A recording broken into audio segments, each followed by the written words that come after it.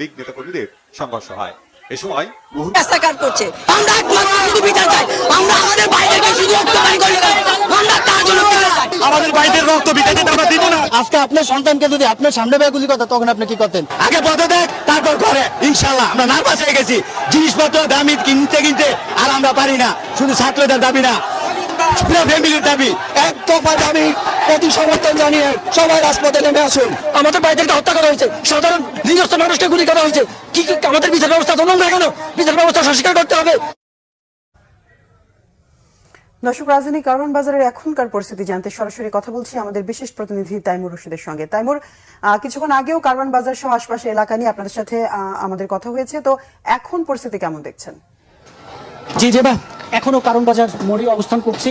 যদি এই মুহূর্তে আপনাকে কারওয়ান বাজার মোড়ের পরিস্থিতি একটু দেখাতে চাই, দেখছেন যে কারওয়ান বাজার মোড়ে কিন্তু আন্দোলনকারীরা পুরো কারওয়ান বাজার এলাকাটা আসলে এখন মূলত তাদেরই দখল। আপনার যেমনটা আগের সংবাদগুলোতে বলছিলাম যে বেলা 1:45 কিন্তু এই এলাকায় মূলত ধাওয়া ঘটনা শুরু হয়।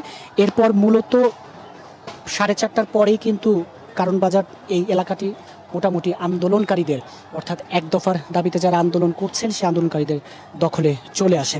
আপনি জানেন যে শাহবাগ হয়ে, বাংলা মোটর হয়ে কারওয়ান বাজার এবং ফার্মগেট এই পুরো সড়কটিতে কিন্তু যতগুলো পুলিশ বক্স আছে সবগুলোতে আগুন দেওয়া হয়েছে। আপনি নিশ্চয়ই রাস্তায় এই মুহূর্তে আগুন যে দেওয়া হয়েছে সেই ধ্বংসস্তূপ দেখতে পাচ্ছেন।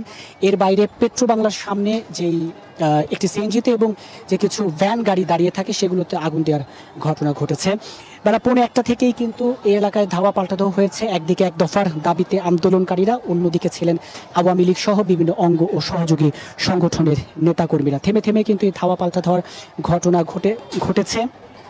এই মুহূর্তে পুরো সড়কটি এই শাহবাগ থেকে শুরু করে বাংলা মোটর হয়ে কারওয়ান বাজার ওদিকে ফার্মগেট পর্যন্ত সড়কটি মূলত এক দফার দাবিতে যে আন্দোলনকারীরা আছেন তাদের দখলে আছে। তারা নানা স্লোগানে কিন্তু এই এলাকা ভরে রেখেছে। আর আপনাকে আশপাশে এলাকার যদি পরিস্থিতি বোঝায়, যেহেতু দীর্ঘ সময় ধরে এই ধাওয়া পাল্টা ধাওয়ার ঘটনা